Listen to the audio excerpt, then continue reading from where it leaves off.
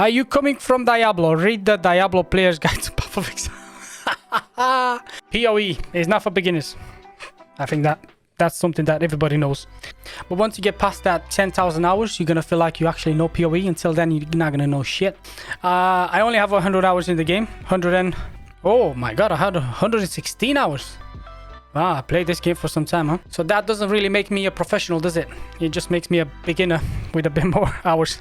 Right, let's go to Path of Exile. So, in the game we have gems. We have gems and then we have sockets. Every item will have sockets. Some items can have 6 sockets. So, for example, armor and 200 weapons, they will have 6 sockets. Well, once the minimum level of the item is level 50. For blue sockets, we will have blue gems. For red sockets, red gems, and so on.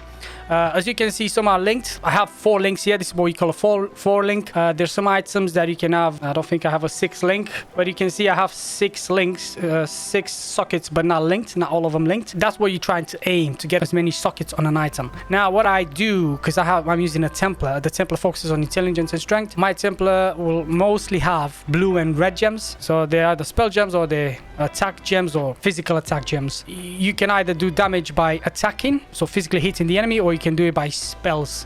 What I'm focusing on is obviously spells, because the spell gems, if a gem has spell in its description there, you see spell, projectile, cold, the damage would increase with the level of the gem.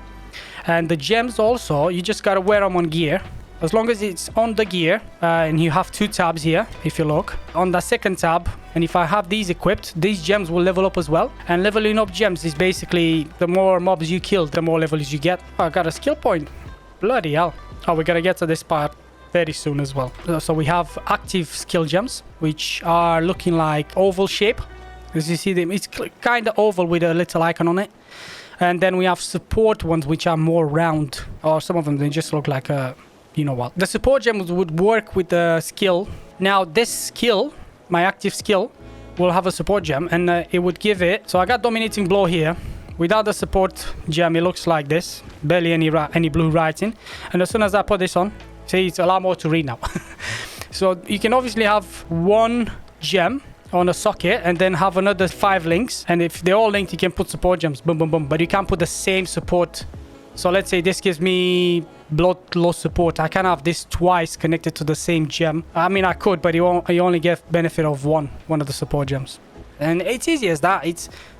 It's color-coded. It's like for kids. Mainly the blue gems will focus on intelligence, so they'll require a certain level to be reached once they level up, and also intelligence. The red one, they tend to require strength and obviously the level, and the green one will require dexterity. You can also, if you see I have 2 gems here, if a gem comes up here on the right hand side, because that's what they are going to ask you to level up your gems, when they come up on the right hand side, you can left click on the plus and it will level it up. If you right click on the plus, it stops it from leveling up, and it will remember. If I put this in the stash and bring it back, it just remembers that this gem doesn't need leveling up. It's unbelievable. It's unbelievable. I've never seen that in Diablo 4. Have you? I haven't. The 100 weapons can only have 3 sockets. They can't have more than 3 sockets because you can equip 2 weapons, 2 100 weapons. And imagine you have 6, and if you had more than that, it wouldn't be equal to having a 200 weapon, which can hold 6 as well. So just to make it equal. I think you could have a big shield that has 6 links, and then you can have like a wand. I'm not 100% sure. I've never tried it, but I think you can have a big one, and you do take advantage of some more sockets. I'll check that out and I'll let you know. I'll make another short video. And also, follow me on Instagram, TikTok, and Shorts, YouTube Shorts.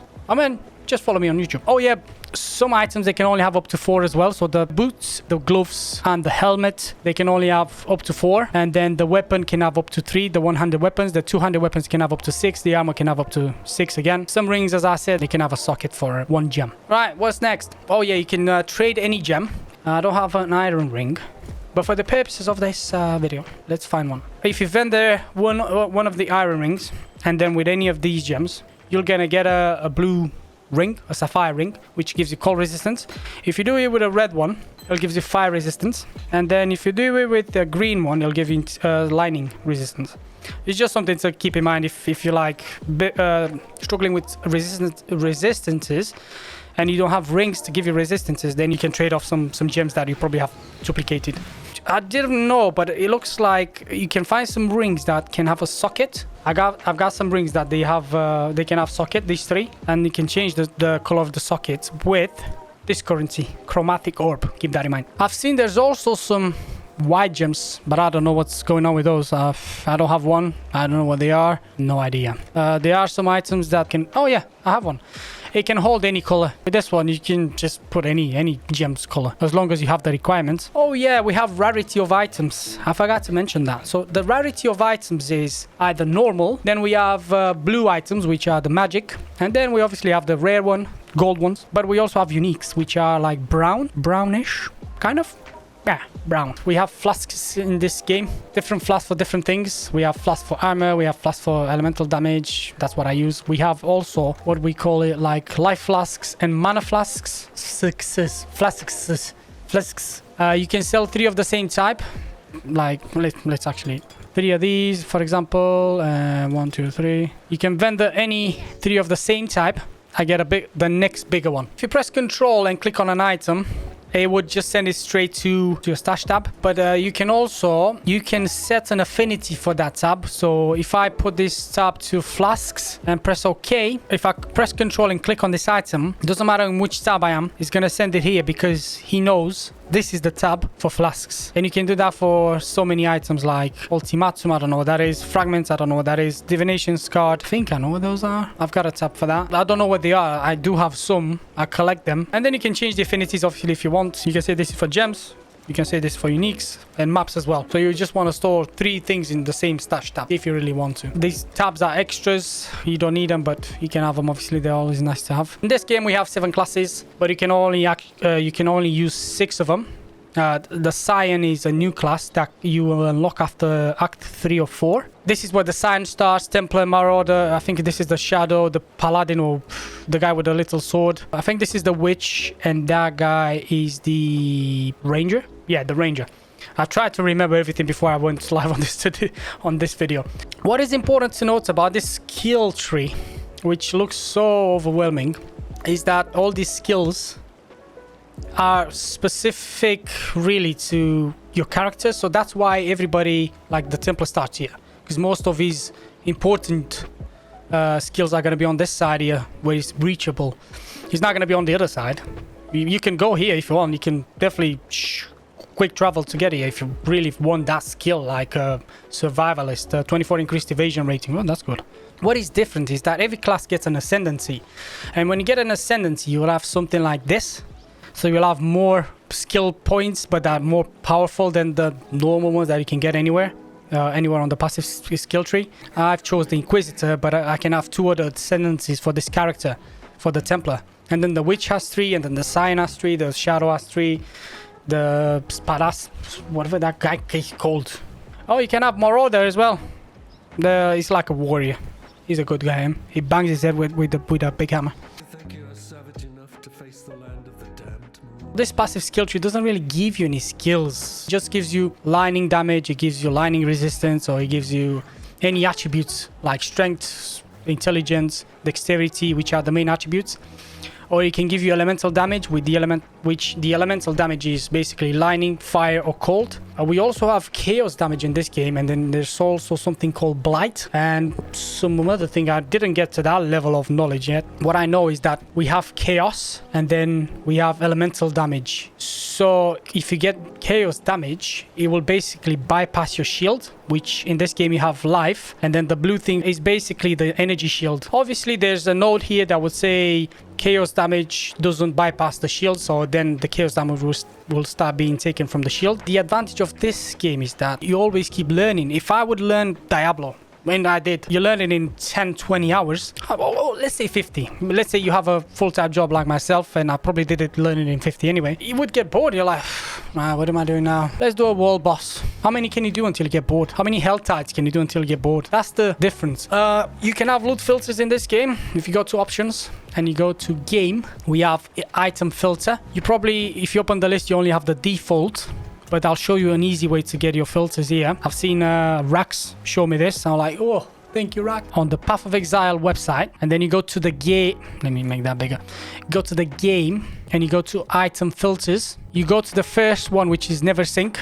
He makes a lot of filters, and you can see he's rank 1 because he makes the best ones. And we have a regular softcore. We have semi-strict softcore, strict softcore, very strict softcore. I would just probably suggest go with regular softcore. Not for the first 30 levels at least, because you wouldn't know what items you need or you don't. But by the time you reach level 30, you'll have a rough idea. Then you can enable this filter. But you click on the filter and you gotta press follow. Close this page. You come back to your screen. You go to options, go to game. You refresh this and then it should show up here. You can select it and boom, you have a filter. You save, you exit, you're perfect. You're ready to play. Second thing, most important thing that I didn't realize people don't know. When I'm playing MMOs or ARPGs, I always use my skill on 1, 2, 3, 4, 5, 6, 7, 8, 9, 10 if I need to. But in this game, by default, you're using flasks. So the flask will be 1, 2, 3, 4, 5. And then QERTY would be here. So what I did, I basically went to the input and I just changed them. When you press control, you can have so you have the 5, but then if you press control, you can see the second tab, which is hidden, but is still there. And by default, you would have to press control and whatever skill was on 1, I think it's Q. So you would have to press control Q, control W, control E. But you can assign like I did. I like to use F1, F2, F3, F4. Because on the second tab, what I do, I put my auras or stuff that I don't really use. And then instead of putting this as F5, I put it as a space. So every time I use space, I use the Orb of Storms, or you can use the dash, the frost blink. Hey, you know, you can customize it. It's all here. You can also attack in place. You don't have to press shift. If you press on any skill, and let's say we selected the Orb of Storm for my skill number 5. If you click again on it, we have this box here. Once this is highlighted, we can attack in place. If it's not, we don't attack in place. I like to always attack without moving. That works differently for the dash. When you do that for the dash, it's not going to teleport you forward, it's going to do it backwards.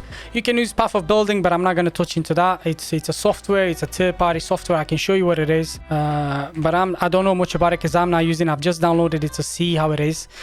What I know about this Path of Building is basically you can make your build before you even start the game. Without starting the game, you wouldn't know what you want to pick, so it wouldn't make sense for a new beginner anyway, so that's why I'm not going to touch on it. If you've played Diablo 4, we have Maxroll, which has a section for obviously Path of Exile. We have Guild, we have builds here. I'll probably put these links in the description anyway. If you go to build guides, you can start with a guide first of all. So if you decide, oh, I want to be a witch, choose the witch. Where's the witch? Witch, found her, and follow the guide. It'll make your life easier. I decided to go head on, go learn the hard way, and then, you know, see what I've learned. And then we have PoE Wiki. This is basically containing everything about the game. Diablo player guides to Path of Exile. Well, coming from Diablo, look at this. I didn't even see this one out. So let me show you this. For new players, are you coming from Diablo? Read the Diablo player's guide to Path of Exile. You can have a full guide right here. Wow, I'm gonna put the link in the description of this video for sure for this page, and then you can have a look at this. It's perfect. Wow, it tells you everything: curses, ailments, Eldritch. I'm gonna probably have a look at this as well. Delve, haste, bosses. Yeah, I have no idea what this is. If we go to options, we can have on the mini map, we have landscape. So if I put this landscape on, you can see it shows me how beautiful the town is and what is all around. Probably it looks alright in town and that, but I don't like it when I'm in a map. It just makes it clunky. So what I do, landscape transparency, I bring it all the way down. Map transparency up, because when you press tab, you can see it over here. It becomes in the middle of the screen. So if I have the landscape on, it's just gonna... Where's my character? Where's the guy? Where am I? See, that's the problem. You can zoom up. Boom, boom, boom. If you really like to see yourself and you're very self-centered, yeah, do this. No, don't do it. You would also probably want to see... Let's go into one because I can't show you right here.